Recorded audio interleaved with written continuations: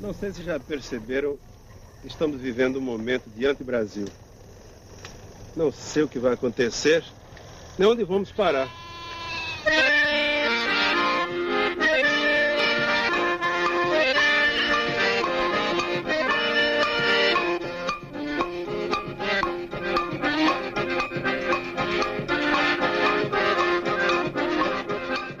Este programa vai ser para falar sobre minha relação com o cinema brasileiro. Já fiz programas sobre a Helena Solberg, Vida de Menina, né, e tal. Já dei cursos sobre cinema brasileiro, já escrevi muito sobre cinema brasileiro, principalmente cinema brasileiro contemporâneo, mas também o histórico, né, os filmes clássicos do cinema brasileiro. E agora eu quero pensar um pouco na minha relação com esse cinema. Eu não acho que um crítico tenha a obrigação de tratar o cinema brasileiro como algo especial, como algo que seja especialista sobre o cinema brasileiro, que, enfim, dê mais atenção ao cinema brasileiro do que aos outros cinemas. Mas é natural que haja um interesse maior pelos filmes brasileiros.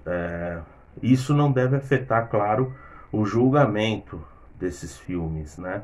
Esses filmes devem ser julgados como o de qualquer outra nacionalidade, e essa busca por uma equivalência, né, nas relações entre o que a gente entende como bem-sucedido e tal em cada filme, nas operações de cada filme, deve ser sempre frequente, né? A gente sempre deve buscar essa isonomia, não é porque um filme é brasileiro que eu vou ter ele sofreu, o diretor sofreu muito ao fazer, cinema no Brasil é difícil. Isso tudo é extra filme, isso tudo de certo modo fica fora, ou deve ficar fora da nossa avaliação, né? Da avaliação de um crítico. Mas é natural que eu tenha mais interesse, por exemplo, em ver os filmes brasileiros da mostra. Eu nunca consigo ver todos, porque são muitos. A Mostra Internacional de Cinema de São Paulo que acabou de passar. Agora, se eles não são, se não há um filme brasileiro que mereça destaque, não houve, paciência. No caso até houve o filme da Jeans Ganzella. Como é que tá indo? Você tá escrevendo? Tá indo bem? Houve o filme da Paula Gaetan, foi No Olhar, né? Foi outro. O filme da Paula Gaetan foi o Luz dos Trópicos, que eu achei belíssimo.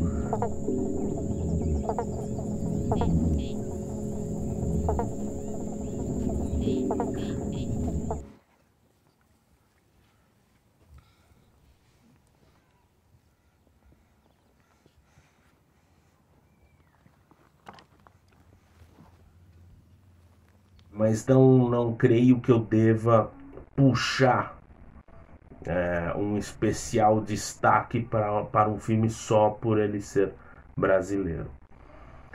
Isso posto, a minha relação com o cinema brasileiro começou logo que começou a minha relação com o cinema, uma relação de cinefilia, vamos dizer assim, com o cinema.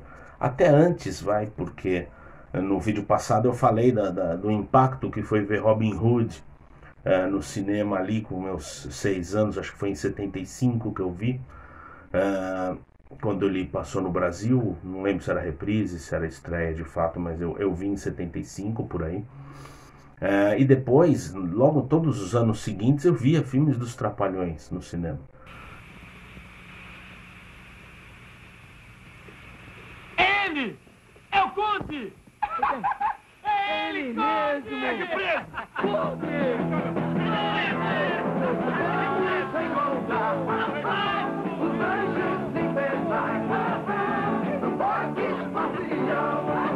Via todos que estrearam: Simba, o Marujo Trapalhão, Guerra dos Planetas, o Planalto dos Macacos, As Minas do Rei Salomão.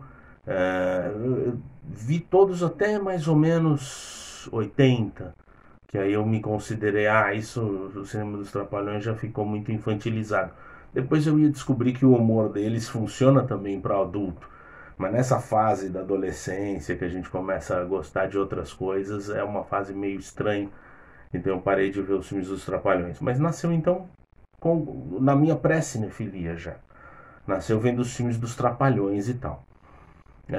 Na cinefilia propriamente dita, que foi, como eu disse, quando eu entrei na faculdade, começou vendo os clássicos, os filmes mais elogiados nos jornais, os filmes mais...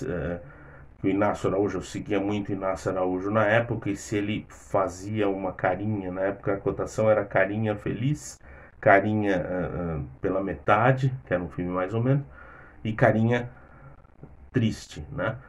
E um amigo meu até brincava e falava, por Inácio Araújo, todo filme brasileiro é traço, a boca fazendo traço, é tudo mais ou menos. Eu falei, não. Ele gosta de vários que eram os que eu ia ver. Walter Hugo Cury, eu lembro que ele falava ser quase sempre bem, mesmo quando ele não gostava do filme do Walter Hugo Cury, ele falava aquilo que ele normalmente falava dos filmes do Cury, que ele sempre consegue fazer o filme que quer, né? Que ele tinha um domínio nesse sentido. Eu só queria ver você andando a pé, sem apartamento e sem os 368. Duro feito aqueles dois. Vai ver que me divertia muito mais, hein? Sei disso. Quer saber de uma coisa? Você é o tipo do homem que sem dinheiro não pegava nada. Nada. E aí comecei a ver Noite Vazia, Deus e o Diabo na Terra do Sol, Vidas Secas, o Terra em Transe eu vi na fita da Globo Vídeo, né, de VHS, que vinha com os rolos trocados.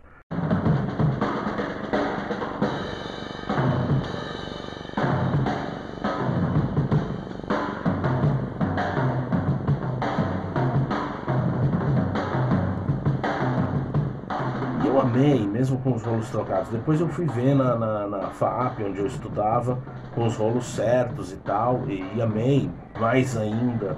Terra em Transe sempre foi um dos meus filmes preferidos. Eu lembro que logo que eu me tornei cinéfilo, eu fui para o Centro Cultural, acho que o Centro Cultural inaugurou em 91. Ele reinaugurou em 91 a sala de cinema, que foi com ele no governo da Erundina. E era uma programação sempre muito boa lá, e eu lembro que eu levei o meu irmão, que nunca foi cinéfilo, para ver o Limite, do Mário Peixoto. Limite não é um filme fácil.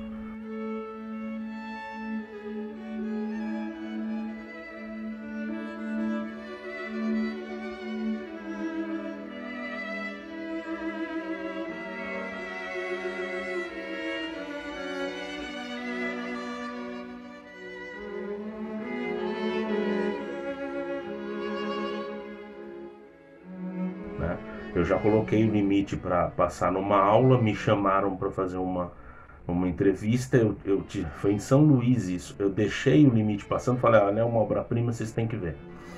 E aí a entrevista demorou muito mais do que o esperado, eu voltei depois de 40 minutos com todo mundo me xingando. Eu falei, mas vocês têm que dar uma nova chance ao Limite, porque ele é um filme incontornável, é um filme que tem que ver e tem que insistir, porque ele é realmente muito bom e muito importante. Mas então, só para resumir, nesse início de cinefilia eu vi Vidas Secas, mas não entrei de cabeça no Vidas Secas, ou melhor, não entrei de coração, eu entrei de cabeça, eu admirei à distância. Eu percebi que ali tinha algo especial, mas que não era muito para mim, não era muito a minha praia. Ao contrário, o Rio Zona Norte, hoje eu amo Vidas Secas, hoje eu acho Vidas Secas uma obra-prima. Mas já o Rio Zona Norte, desde o começo eu fui muito tocado por esse filme e principalmente pela interpretação do Grande Otelo. Eu trouxe um samba para mostrar para a senhora. Eu ouvirei com muito prazer. Vamos fazer o seguinte, vamos ao bar, enquanto eu tomo um cafezinho, você canta o samba para mim. Tá bom, meu bem? Tá, senhora. Então vamos lá. Obrigado. Um café. Pode cantar seu samba.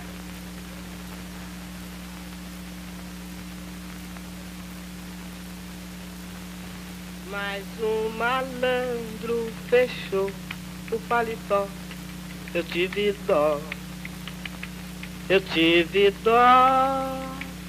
4 velas acesas. Que é sem dúvida um dos grandes atores do cinema mundial, do cinema brasileiro, sem dúvida, mas o Grande Otelo é um absurdo de ator. E essa interpretação dele, toda aquela linguagem maluca, eu acho o filme mais moderno que o Vidas Secas, inclusive. O filme em 58 é mais moderno que o Vidas Secas em 63, né?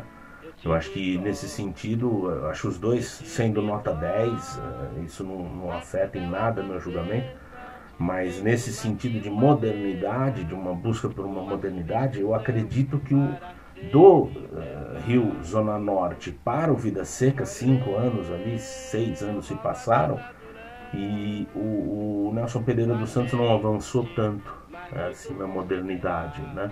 É o meu ponto de vista. Como avançou menos ainda, ou até regrediu com relação ao Amuleto de Ogum, que é o meu terceiro preferido. São os 3 que eu mais gosto, não nessa ordem.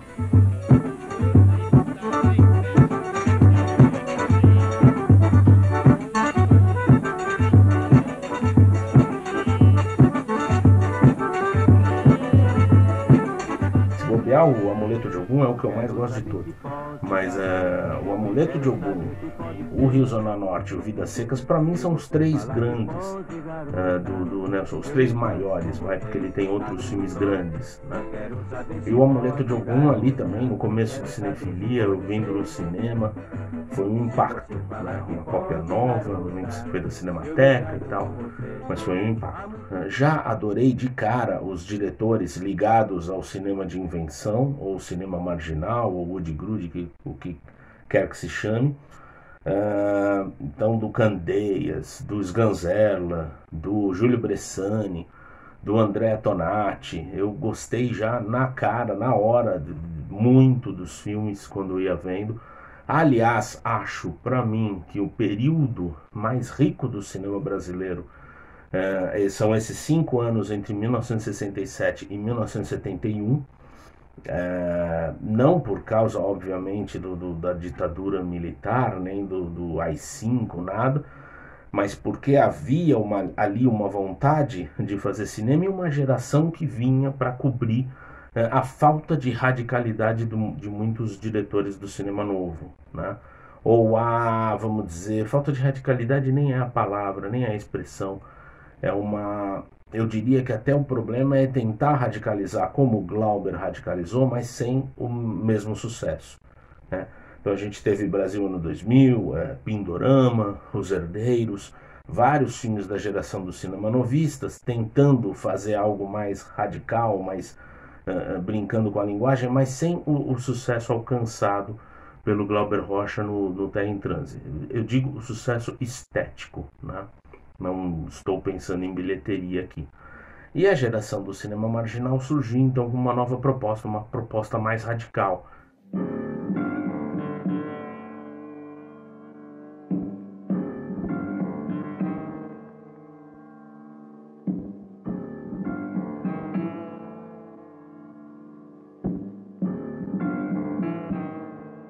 E aí os primeiros do Candeias, o Candeias fez A Margem, fez Meu Nome é Tonho e fez A Herança dentro desse período de 5 anos, de 1967 a 1971. E são 3 obras-primas, né? São 3 filmes irretocáveis. O Sganzerla fez O Bandido da Luz Vermelha, A Mulher de Todos, Sem essa Aranha e Copacabana Mon Amour. E a mãe vai lhe proteger. Obrigado. Aranha! Já! Aranha! Já! Aranha! Aranha!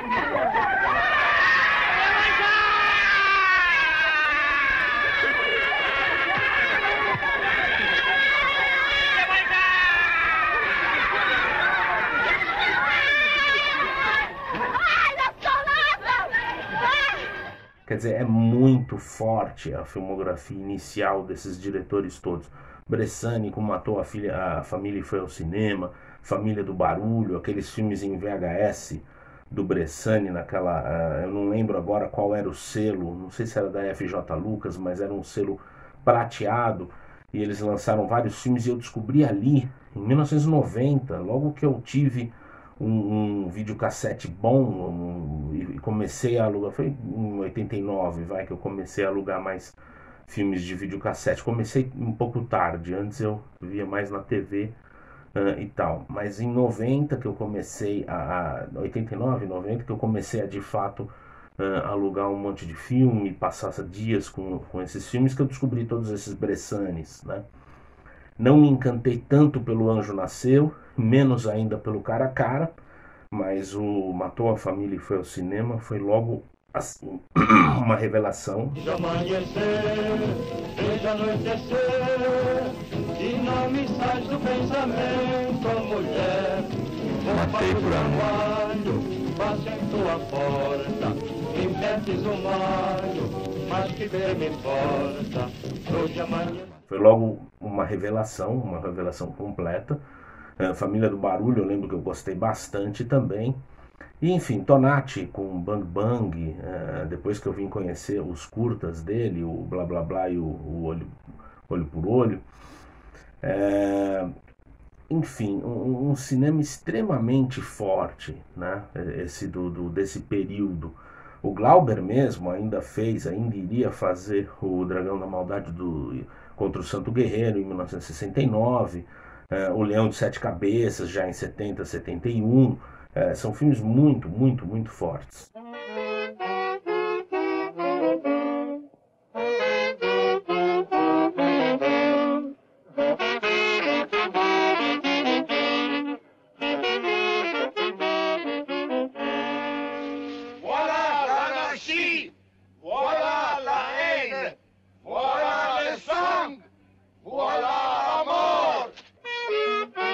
O que mais que eu posso dizer sobre o cinema brasileiro? Dizer também que na Praia dos Documentários fiz recentemente um debate sobre o Coutinho. Valeu muito a pena, o filme Banquete Coutinho, do Josafá Veloso. Atores, personagens. É sempre o mesmo filme, mas é outro filme. Duplos, triplos. Todos alter egos de Coutinho. É um filme bem interessante sobre o Coutinho, sobre o cinema do Coutinho, né? E algumas coisas que se repetem no cinema do Coutinho. Descobri logo cedo também os filmes da Ana Carolina, se eu não me engano eles passavam na Manchete. Em 89 eu já estava vendo os filmes da Ana Carolina e já estava, nossa, mas que doido, né? Eu estava começando a tatear o mundo da cinefilia e via ali os filmes da Ana Carolina e achava uma loucura, os três, né? A trilogia inicial do Mar de Rosas, Das Tripas Coração e O Sonho de Valsa. Larga esse passarinho. Solta.